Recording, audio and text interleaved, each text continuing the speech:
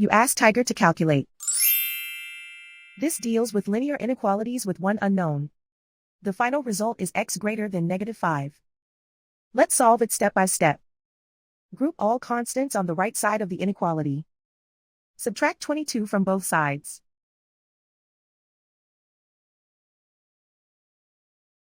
Group like terms.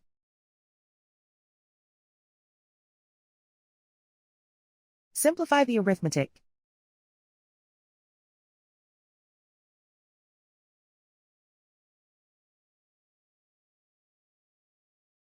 Isolate the x.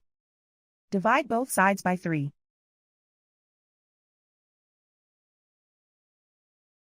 Simplify the fraction.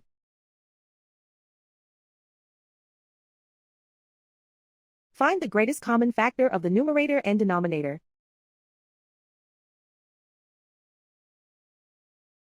Factor out and cancel the greatest common factor.